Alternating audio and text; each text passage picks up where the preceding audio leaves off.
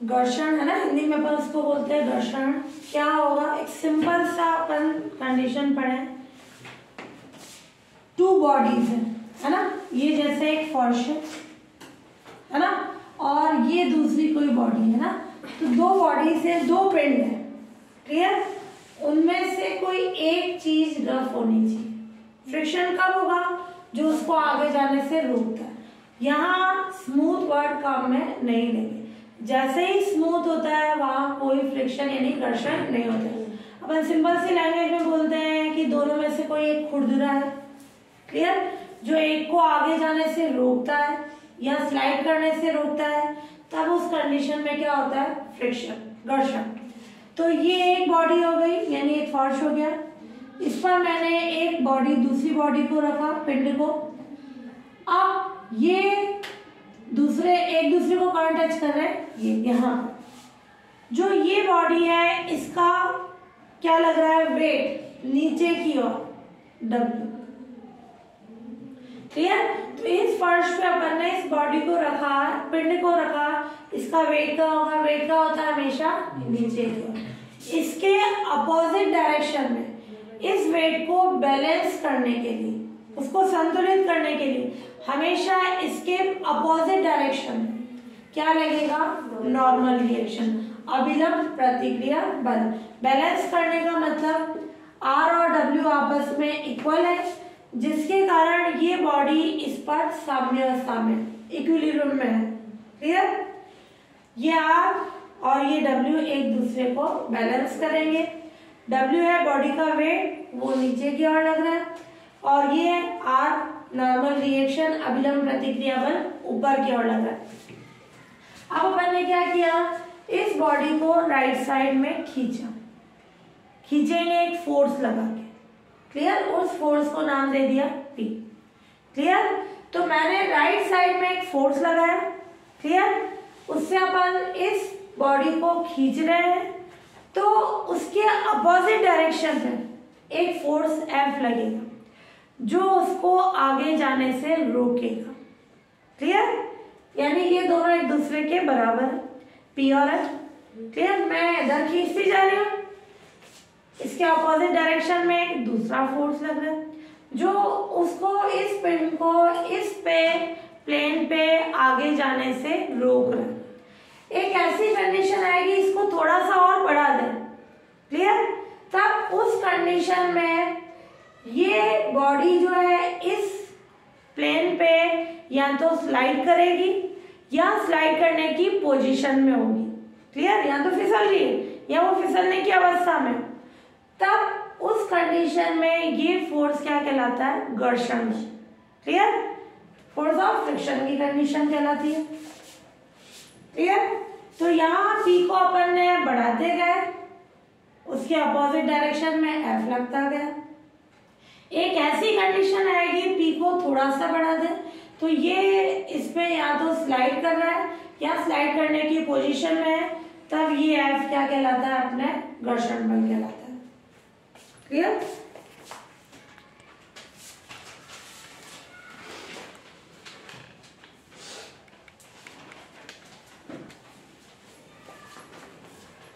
Clear. तो यहाँ अपन force of friction, यानी यहाँ सिंपल फ्रिक्शन वर्ड ही यूज में लेंगे। फोर्स ऑफ फ्रिक्शन का मतलब वो फ्रिक्शन ही होगा, है ना, घर्षण बल। क्या होता है कि यहाँ अपन ने टू बॉडीज ली, क्लियर। तो जब टू बॉडीज हैं are contact in each other, एक दूसरे के कॉन्टेक्ट में, क्लियर, यानी एक दूसरे को टच कर रहे हैं, तब बॉडीज की ऐसी प्रॉपर्टी जिसके कारण उनके टेंजेंट पॉइंट पर, ये कौन सा पॉइंट हो गया, टेंजेंट पॉइंट पर, एक ऐसा टेंजेंशियल रेजिस्टेंस फोर्स यानी स्पर्शीय प्रतिरोधी बल उत्पन्न होता है जो एक बॉडी को दूसरी बॉडी पर स्लाइड करने या मोशन करने से रोकता है। तो ऐसे फोर्स को अपन क्या बोलेंगे, फोर्स ऑफ फ्रिक्शन, क्लियर। वो कैसे होता है कि अपन ने राइट साइड में P फोर्स से बॉडी को खींचा, उसके अपोजिट डायरेक्शन में एक फोर्स लगेगा, क्लियर, उसके इक्वल ही लगेगा जो उसको आगे जाने से रोक रहा है। एक ऐसी कंडीशन आएगी P को बढ़ाते जाएंगे, F भी बढ़ता जाएगा, बट P को थोड़ा सा बढ़ा दिया तो एक ऐसी कंडीशन आएगी, ये बॉडी इस पे या तो स्लाइड करेगी या स्लाइड करने की पोजीशन में होगी। तो ये फोर्स क्या कहलाता है अपने, फोर्स ऑफ फ्रिक्शन, घर्षण बल। तो घर्षण बल में क्या हो जाएगा, ये इस पार्ट स्लाइड कर रहा हो या स्लाइड करने की पोजीशन में, उसके अकॉर्डिंग कैसी कंडीशन हो जाएगी, फोर्स ऑफ फ्रिक्शन। तो ये था, बॉडी को अपन ने यहाँ रखा, दोनों में से एक कोई चीज रफ है, दोनों भी रफ हो सकती है, कि ये प्लेन है, ये बॉडी है, प्लेन भी एक बॉडी होता है, फर्श है, उस पर अपन कोई चीज रख रहे हैं, तो ये भी रफ है या इनमें से ये एक रफ है। अब अपन बोल रहे हैं इसके वेट के कारण नीचे की ओर W लगेगा, ये बैलेंस होगा इसके परपेंडिकुलर नॉर्मल रिएक्शन से अभिलंब प्रतिक्रिया बल। फिर अपन ने बोला P राइट साइड में लगा, उसके अपोजिट कौन लगा, F। इस F को अपन क्या बोलते हैं, घर्षण बल, फोर्स ऑफ फ्रिक्शन। अब इस F और R का रिजल्टेंट, परिणामी, F और R का रिजल्टेंट जो परिणामी है वो कौन होगा, S। S कौन है, रिजल्टेंट फोर्स, किसका, R और F का, क्लियर। और ये रिजल्टेंट जो होगा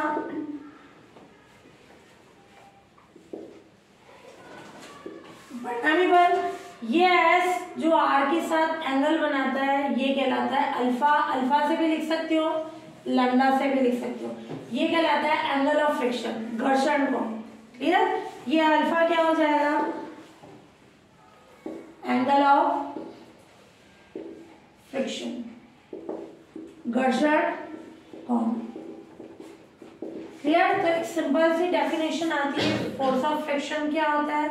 यहाँ ओनली फ्रिक्शन पूछे तो क्या होगा, जब दो बॉडीज हैं एक दूसरे को क्या है, कांटेक्ट में, clear.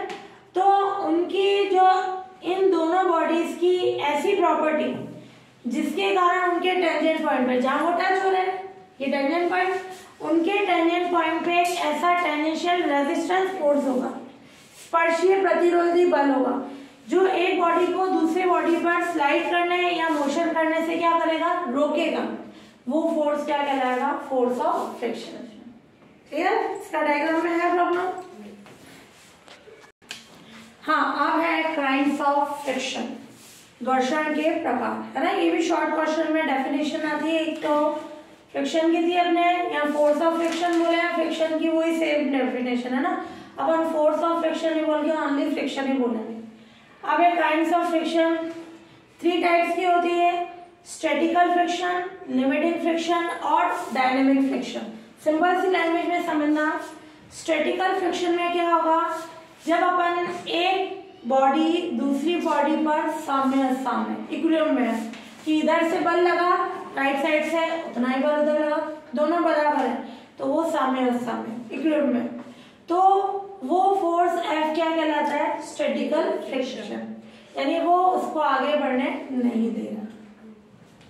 Limiting friction, limiting friction का मतलब क्या है कि जब एक बॉडी दूसरी बॉडी पे स्लाइड करने की पोजीशन में हो, क्लियर। इसमें तो फर्स्ट में सामने थी इक्विलिब्रियम में, दूसरी में जब एक बॉडी दूसरी बॉडी पर स्लाइड करने की पोजीशन में हो, तो उनके कांटेक्ट पॉइंट पर जो फ्रिक्शन होती है वो कहलाती है अपना लिमिटिंग फ्रिक्शन। और ये लिमिटिंग फ्रिक्शन मैक्सिमम होती है। कैसे, यहाँ फोर्स लगाते थे, ये लेफ्ट साइड में फोर्स लगता है, इसके बराबर यही लग रहा है, तो एक ऐसी कंडीशन आएगी, ये बढ़ाते जा रहे हैं तो ये भी बढ़ता जाएगा, तो एक ऐसी कंडीशन आएगी, ये फोर्स बढ़ाया अपन ने जैसे ही, तो ये भी बढ़ा, तो ये मैक्सिमम हुआ, तो ये इस पे स्लाइड करने की पोजीशन में आ गई।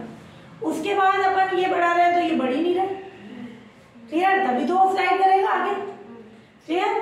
तो जब ये एक बॉडी दूसरी बॉडी पर स्लाइड करने की पोजीशन में हो, तब उस कंडीशन में जो फ्रिक्शन होता है वो लिमिटिंग फ्रिक्शन होता है और वो मैक्सिमम होता है, क्लियर। और फिर है डायनेमिक, डायनेमिक का मतलब गति करना, जो एक बॉडी दूसरी बॉडी पर स्लाइड कर रही है, तो वो होगा उस कंडीशन में उनके टेंजेंट पॉइंट पर जो फ्रिक्शन होता है वो डायनेमिक फ्रिक्शन होता है। तो 3 आ गई कंडीशन सिंपल फॉर्म में। स्टैटिकल फ्रिक्शन का मतलब क्या होगा, जब एक बॉडी दूसरी बॉडी पर क्या हो, साम्यावस्था में हो, इक्विलिब्रियम में हो, क्लियर, तब उनके टेंजेंट पॉइंट पर या उनके कांटेक्ट पॉइंट पर जो फ्रिक्शन होता है वो कहलाता है स्टैटिकल फ्रिक्शन। फिर है लिमिटिंग फ्रिक्शन, जिसमें एक बॉडी दूसरी बॉडी पर स्लाइड करने की पोजीशन में हो, ठीक है, तब उनके टेंजेंट जो पॉइंट है उस पर जो फोर्स होगा वो कैसा होगा, लिमिटिंग फ्रिक्शन। और ये एक बॉडी दूसरी बॉडी पर मोशन कर रही है, तब जो फ्रिक्शन होता है उनके टेंजेंट पॉइंट पर वो कैसा होता है, डायनेमिक फ्रिक्शन। इनके इन कंडीशन से ही अपने को पता चल रही है definition.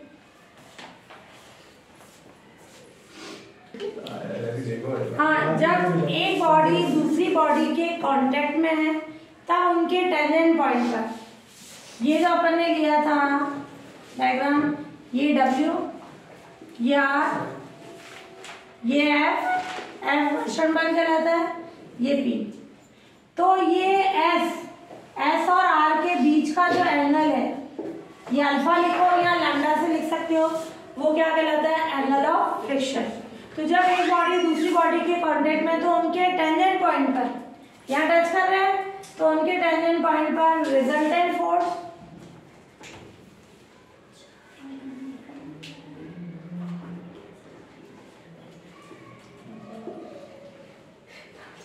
S and normal reaction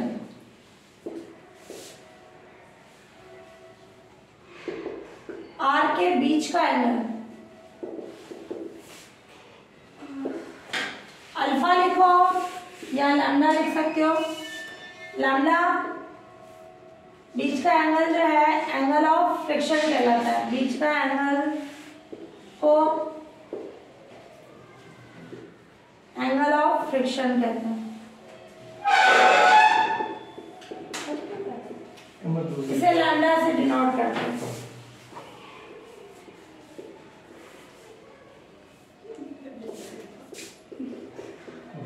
tan lambda क्या होता है, F अपॉन, ध्यान से देखना, ये S और R के बीच का एंगल लैम्डा लिखो, अल्फा लिखो, ये tan लैम्डा क्या होता है, F अपॉन R की कंडीशन। ये अल्फा है तो ये कितना होगा, और अपन इसको देखें इस फॉर्म से, ये कॉट की फॉर्म बना है, कॉट 90 माइनस अल्फा क्या होगा, कॉट क्या होता है, बेस अपॉन परपेंडिकुलर, ये बेस ये परपेंडिकुलर, क्लियर। तो कॉट 90 माइनस अल्फा लिखो है लैम्डा, तो क्या हो जाएगा, tan लैम्डा, tan लैम्डा हो जाएगा F अपॉन R। फिर है अपना कोएफिशिएंट ऑफ फ्रिक्शन,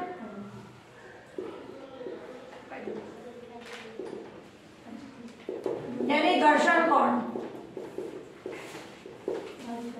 जो ये कंडीशन है वही अपना क्या होगा, ये डेफिनेशन में था ना एंगल ऑफ फ्रिक्शन में, तो ये कोएफिशिएंट ऑफ फ्रिक्शन को म्यू से लिखा जाता है। म्यू कितना होगा, tan लैम्डा, ये F अपॉन R। म्यू क्या कहलाता है, कोएफिशिएंट ऑफ फ्रिक्शन। तो म्यू कितना हो गया, F अपॉन R, यानी F कितना होगा, म्यू R। इस म्यू की वैल्यू होती है 0 से 1 के बीच में, क्लियर। और अगर ये बॉडी स्मूथ है,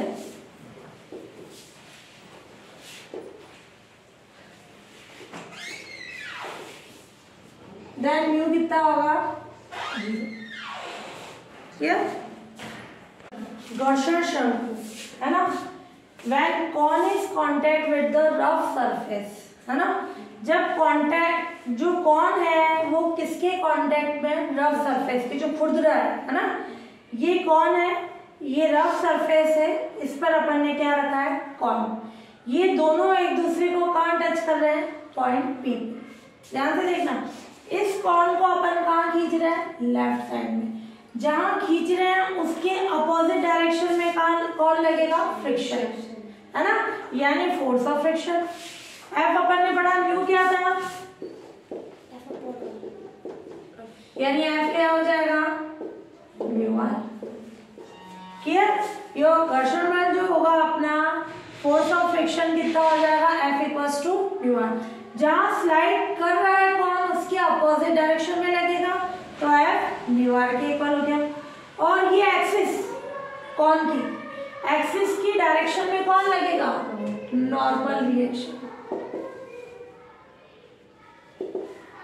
क्लियर।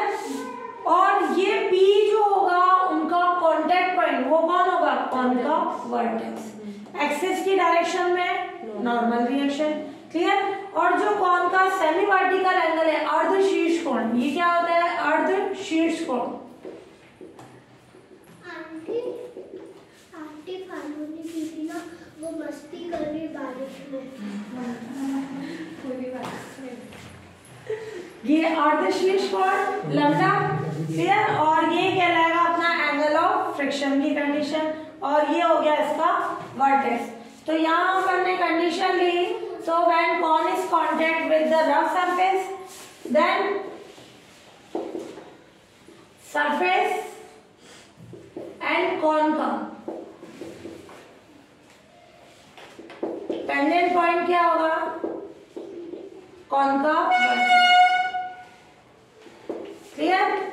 और सेकेंड नॉर्मल एक्सिस की डायरेक्शन में कौन लगेगा, नॉर्मल रिएक्शन।